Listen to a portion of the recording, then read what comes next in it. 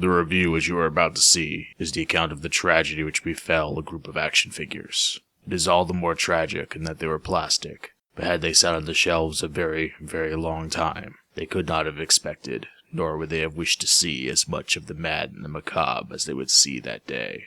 For them, an idyllic review would soon become a nightmare. The events of that review were to lead to the discovery of one of the most bizarre crimes in the annals of internet history. Outside the Box Reviews, Texas Chainsaw Week.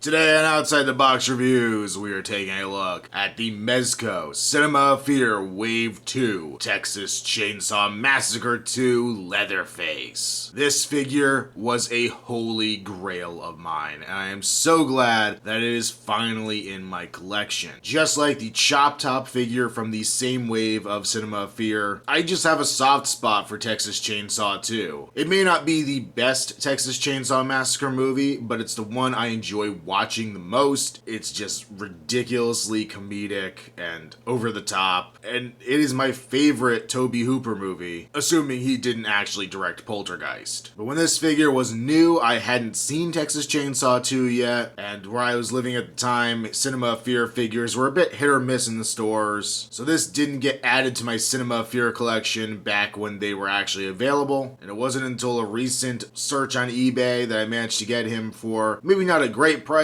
but a price I was more willing to pay than some of the ridiculous overcharges I've seen of him. So does the Holy Grail live up to its title? Let's take a closer look. And as Mezco was wont to do, this figure comes loaded with accessories. We get this meat cleaver here, which looks fantastic. It's got a great blood splatter, or as great as Mezco ever gave us. I think their blood splatters were also a little too geometrical. It looked a little too much like paintbrush strokes, but it gives a nice effect. They always use nice glossy red blood, which I always enjoy. And it's a weird thing because their characters come from so many different properties that have different levels of gore and effects. But Mezco always kind of made them feel like they were from one universe with the way they applied blood. It's a nice silver cleaver. We got the hole at the top, the little spike at the top there. Just a very nice piece. We also get the little turkey carver, which I just thought was so brutal when they take it to the radio station manager. And this has a nice blood splatter all over the body of it. Blood going down the teeth, and it's just so funny. Just part of the dark humor of that movie. They switch from a chainsaw to something like this, and this actually almost seems more brutal just because it's so tiny. We do get the chainsaw itself, which looks phenomenal. A much larger chainsaw than the original chainsaw. It's a bright orangey red. We get the little pull starter up here, the grip. You can see the knob for the gas tank and everything. Really nicely detailed. There's a lot of kind of rusty spots and dirty spots all over it. This even looks like it's just been nicked around,